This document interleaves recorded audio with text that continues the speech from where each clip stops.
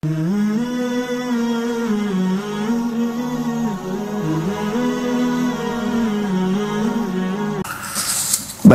kemudian beliau mengatakan menolak ajakan suami berarti mengikuti jalan syaitan. Penolakan istri terhadap ajakan suami keranjang adalah celaan terhadap kejantanannya. Jadi kapan suami memberikan isyarat diajak lalu istrinya nggak mau, buang muka, cemberut, ya, maka itu mencoreng kejantanannya. Ini bahaya, bisa jadi bom waktu, wahai muslimah. Kapan dia meledak, Anda jangan heran kalau dia meninggalkan Anda atau dia lampiaskan kepada wanita lain. Penolakan istri terhadap ajakan suami keranjang adalah celaan terhadap kejantanannya dan bentuk konkret dari mengikuti ajakan syaitan dalam bermaksiat kepada Allah Subhanahu wa taala. Maka selama orang itu statusnya adalah suami yang mengajak istrinya, wajib atas istri untuk mentaati dan memenuhi haknya. Jika istri menolak, maka ia mendapat murka Allah sampai orang yang punya hak itu, maksudnya suami, ridho dan tidak menggugurkan haknya. Abu Hurairah radhiyallahu anhu meriwayatkan, ia berkata, Rasulullah SAW bersabda, "Walladhi nafsi biyadi, ma min rajulin yad'u imra'atahu ila firashi fata'ba alaihi illa kana alladhi fis sama'i sakhitan 'alaiha hatta yarda 'anha." Demi zat, kata Nabi SAW, dia sumpah, demi zat yang jiwaku berada di tangannya, maksudnya demi Allah, tidaklah seorang suami memanggil istrinya ke tempat tidur lalu ia menolak ajakannya, melainkan Allah murka terhadapnya hingga suaminya ridho kepadanya. Hadis ini diriwayatkan oleh Bukhari. Coba bayangkan. Jadi murka Tuhanmu, hai muslimah, ada pada murka suamimu. Mirip kalau anak-anak ya. Ridho Allah dari ridho Allah berada di ridho kedua orang tua dan murka Allah dari murka kedua orang tua. Baik, kalau istri bukan lagi kepada orang tuanya. Kalau sudah status istri. Ya. Ini hadis-hadisnya nih. Demi zat yang jiwaku dalam genggaman, maksudnya demi Allah. Demi zat yang jiwaku berada di tangannya, maksudnya demi Allah, tidaklah seorang suami memanggil istrinya ke tempat tidur untuk melayani suami, untuk dia puas-puasan lah, ya, memuaskan syahwatnya pada Anda. Lalu ia menolak, melainkan Allah murka terhadapnya hingga suaminya ridho kepadanya. Berarti itu yang butuh. Kenapa Anda tidak maksimalkan untuk yang melayani suami Anda? Penuhi kebutuhan biologisnya, lihat hasilnya setelah itu. Dan bersih rapi buat dia, lihat hasilnya. Bagaimana efek muamalah dia dengan Anda. Pasti akan sangat berbeda. Dia akan perhatian, dia akan baik, dan dia pun akan memuaskan Anda. Di syahwat itu bukan Anda merasakan sakit, Anda merasakan kepuasan. Lalu kenapa Anda tidak enjoy? Kenapa Anda tidak maksimal? Bahkan lebih dari itu, istri wajib bersegera memenuhi keinginan suaminya. Sebagaimana sabda Nabi SAW, "Idza rajulu da'a zawjatahu li hajatihi, falta'tihi wa in kanat 'ala tan-nur." Jika seorang suami mengajak istrinya untuk keperluan hajatnya, maka hendaklah istri segera datang memenuhinya meskipun ia berada di atas sekam. Hadis ini diriwayatkan oleh Tirmidzi dan disahihkan oleh Syekh Albani. Jadi sesibuk apapun, kalau sudah suami, selesai semuanya. Bahkan dulu sama orang tua kita pun tinggalkan. Maaf, suami saya lagi panggil sebentar. Apalagi kalau cuma masak, apalagi kalau cuma telepon sama teman. Nggak ada kata, sebentar ya mas, nggak ada itu. Maaf ya, suami saya butuh, nanti kita telepon lagi. Assalamualaikum. Dah, selesai. Nabi SAW bersabda dalam hadis yang lain, "Al-mar'atu la tuaddi haqqallahi 'alaiha hatta tuaddi haqqa zawjiha hatta law sa'alaha wa hiya 'ala dhahri qatabin lam tamna'hu nafsaha."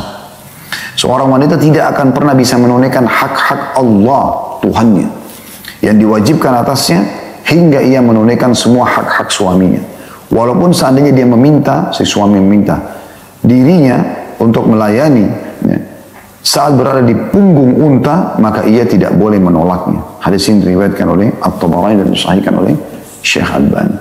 Yakni, kata beliau, seandainya suaminya meminta dirinya saat ia sedang berada di atas punggung unta yang berjalan, maka ia wajib datang untuk memenuhi permintaannya. Ya. Jadi ini kan tidak mungkin orang melakukan interaksi biologis di atas punggung unta, tapi maksudnya sesuatu yang sesulit itu pun, ya, maka dia wajib tetap menjawab. Apalagi kalau di rumah, lagi santai, cuma duduk di sofa, dikasih isyarat. Ya. Harus peka nih, para istri harus peka dengan isyarat-isyarat suami. Supaya dia bisa lebih bahagia tentunya. Dia mendapatkan ridho Tuhannya, dia juga mendapatkan ridho suaminya, sehingga berkumpullah kebahagiaan dunia dan kebahagiaan akhirat untuk dia. Beliau mengatakan hati-hatilah terhadap sanksi Rabbani. Jadi artinya kesalahan seorang istri pada suaminya itu berarti kesalahannya pada Tuhannya. Itu poin penting. Kenapa Anda tidak raih hati suami Anda? cintai dia dengan tulus, layani dia dengan tulus, Anda mendapatkan cinta dia, dan yang lebih penting daripada itu mendapatkan cinta Tuhan Anda, Allah Subhanahu wa taala. Diriwayatkan dari Ibnu Abbas radhiyallahu anhu dari Nabi sallallahu alaihi wasallam, "Thalathatun la tarfa'u salatuhum fawqa ru'usihim shibra. Rajulun amma qauman wa hum lahu karihun, wal mar'atun batat wa zawjuha 'alaiha sakhit, wa akhawani mutasaliman." Ada 3 perkara yang menyebabkan sholat tidak akan terangkat sejengkal pun di atas kepala. Saya ulangi. Ada 3 perkara yang menyebabkan sholat tidak akan terangkat sejengkal pun di atas kepala. Sekhusyuk apapun Anda sholat, tidak akan diangkat. Tidak dilaporkan kepada Allah, tidak diterima. Yang pertama, seseorang yang menjadi pemimpin atas satu kaum padahal mereka membencinya. Ya. Di sini bisa bermakna imam sholat, ya, atau yang lainnya. Kemudian yang kedua, ini saksi bahasan kita, seorang wanita yang bermalam dalam keadaan suaminya marah kepadanya. Biar Anda sholat tahajud, ya, 100 rakaat, tetap gak diterima sama Allah SWT. Orang yang di sebelah ranjang tetangga bantal Anda sedang marah, gak bisa. Buat dia ridho, puaskan dia, setelah dia tidur, Anda mandi, junub, Anda wudu, Anda sholat sepuasnya. Kemudian yang ketiga adalah tidak akan diangkat sholatnya 2 orang saudara yang saling bermusuhan. Ini juga masalah besar ini. Banyak sekali terjadi di negara kita pun, di tengah-tengah kaum muslimin. Kita bicara lingkup kita ya. Lingkup kaum muslimin, mereka tidak peduli dengan masalah ini. Ribut karena harta warisan, ribut hanya karena perselisihan di masa kecil yang terus terbawa sampai besar. Sehingga terus saja bermusuhan adik kakak. Ya. Ini aneh. Dan ini subhanallah, saya lihat bibitnya syaitan tanamkan dari mereka masih kecil ya. Allah amanahkan beberapa anak-anak yang masih kecil, semoga Allah jaga mereka di atas ketaatan dan iman, insyaAllah. Mereka ada di titik-titik itu. Kalau dikasih makanan, merasa punya dia, sehingga tidak mau berbagi pada saudaranya. Kalau Anda ngalami ini yang punya anak-anak kecil, latih anak-anak kita, supaya mereka biasa berbagi. Memberikan kepada saudaranya, saudarinya. Hari ini si fulan memberi, besok si fulan yang memberi, ya, atau saling memberi satu sama yang lain. Dan Anda berikan, ya, pujian dengan perbuatan tersebut, dukungan, ya.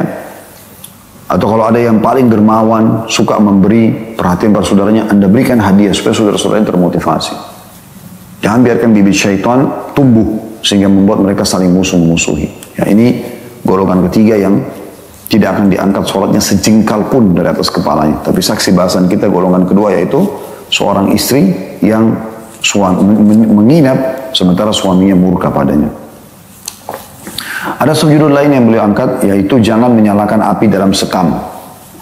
Beliau mengatakan berulang-ulangnya penolakan istri atas ajakan suami menjadikan suami layaknya orang yang dicela kejantanan dan harga dirinya. Hanya saja ia tidak menyatakannya secara terus terang mengingat harga dirinya. Maka akibatnya syaitan meniupkan pada dirinya api amarah sehingga ia mudah terbakar emosinya hanya karena sebab yang remeh. Nah, ini tadi saya bilang. Ini subhanallah yang nulis Dr. Najla, seorang wanita. Beliau sangat memahami kejiwaan laki-laki. Saya melihat itu ya. Buku ini saya belum baca semua sampai terakhir. Saya baca di saat memang kita sedang membedahnya gitu kan. Tapi teman-teman, saya melihat Dr. Najjar ini Allah berikan taufik dan Allah mudahkan juga buku dia terbit ya di negara dia, dan akhirnya juga diterjemahkan dalam bahasa Indonesia di negara kita, dan kita pelajari sekarang yang Masya Allah bisa ditonton sampai sekian ribu orang. Semuanya dengan hikmah Allah Subhanahu wa ta'ala. Dia betul-betul memahami jiwa laki-laki yang saya yakin kalau apa yang beliau ucapkan ini difahami oleh setiap wanita, aman rumah tangganya. Dan kalau rumah tangga itu aman, pilarnya kuat, maka akan aman juga masyarakat. Amanlah negara itu.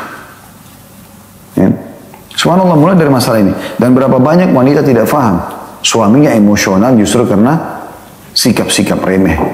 Dalam masalah biologi, sikap-sikap remeh dalam masalah muamalah, suka memicu emosi suami. Ya.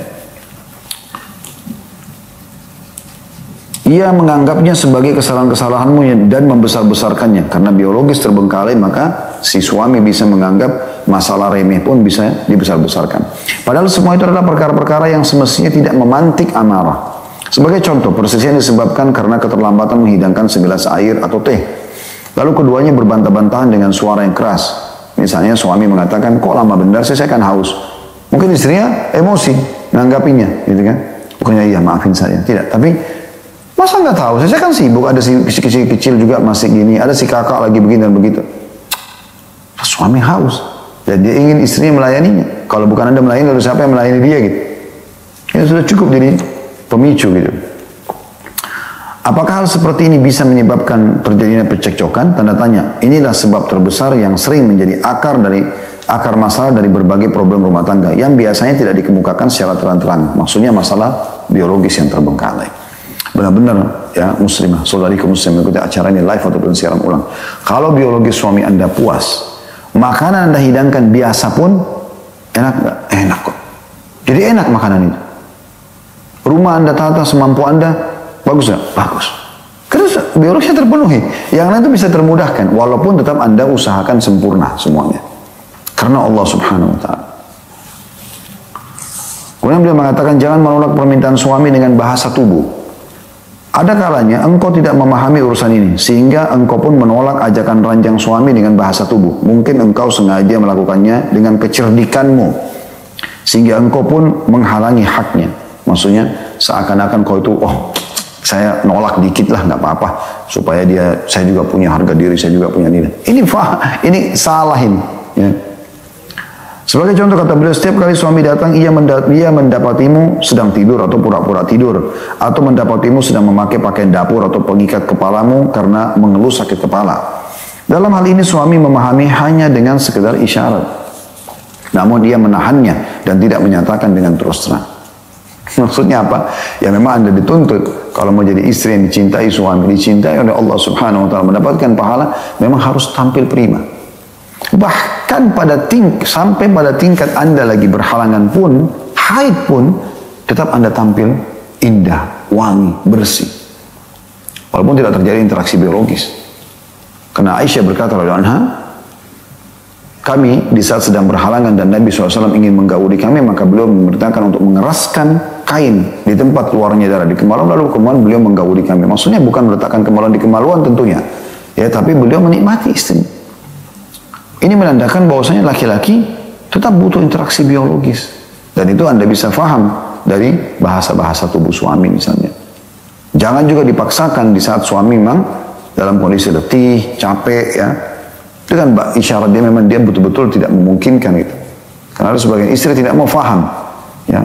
Karena dia pikir, oh ini kebutuhan suami saya. Lalu kemudian dia paksa suaminya, padahal suaminya tidak membutuhkan itu. Ini juga bisa keliru. Ya. Bisa keliru juga ini. Selanjutnya, beliau mengatakan, mintalah maaf dengan lemah lembut. Sambutlah suamimu dengan kehangatan dan berilah kesan kepadanya bahwa engkau menginginkan hal itu.